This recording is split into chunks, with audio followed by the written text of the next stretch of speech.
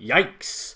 I mean, you'd think the one thing that Eon Productions, short for Everything or Nothing, would be competent at would be adapting a book series about a spy into a film that could turn a profit. I mean, they've only been doing it since 1962 and turned it into one of the most profitable and long-running franchises of all time, of which I can pretty much guarantee 125% of people watching this review have seen at least one.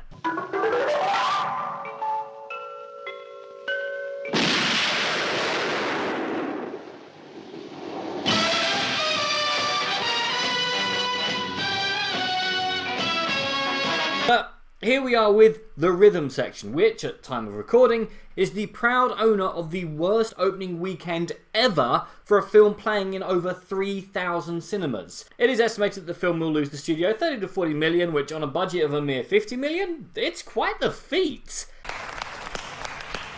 I mean, this is no classic of the spy or indeed any other genre, and I doubt I'll ever think about it again after I'm through with this review, but it's a perfectly functional origin story in its own right. Sadly though, that's about all I'm prepared to confirm, because the whole thing is shot in the realistic style of a subpar Jason Bourne film, which meant that I spent the whole film wondering if I was going to develop a migraine and when the inevitable twist was going to happen. I mean, on one level it's a shame, as Blake Lively, a really good actor that Hollywood has no idea what to do with, gives an amazing performance as Stephanie Patrick, a woman seeking revenge against those who orchestrated a plane crash that killed her entire family.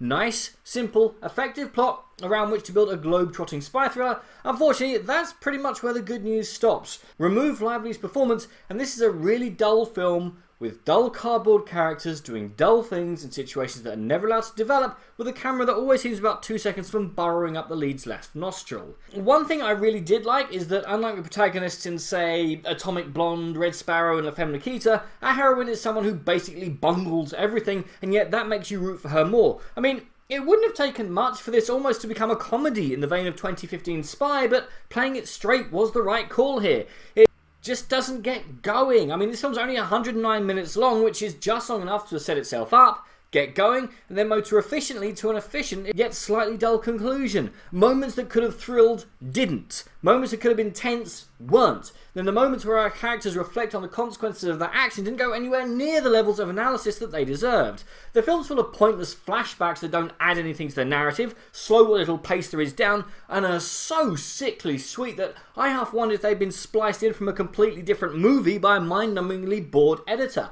None of our characters receive any form of development after their first 30 seconds of screen time, which doesn't really matter for a target doomed to die, but a bit of an issue for our lead, her trainer, a character doomed to die to aid the lead in her development, or indeed anyone we were supposed to give a stuff about.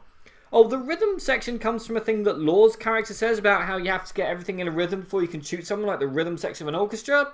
I think it wasn't made very clear. Look, did this film deserve to become the bomb that it has? Not really. It's got the air of one of those films that always seems to be on TV, and if I'm channel hopping I'll catch it, but I wouldn't dream of seeking it out, and from the looks of things, neither will you. So, if nothing else is on, and I do mean nothing else, check this out. Otherwise, just don't bother. But what do you guys think, and what is your favourite realistic take on the spy genre? Comment below, let me know. I'm Daniel, this has been a Dunking. If you've enjoyed this video, please like, share, and subscribe.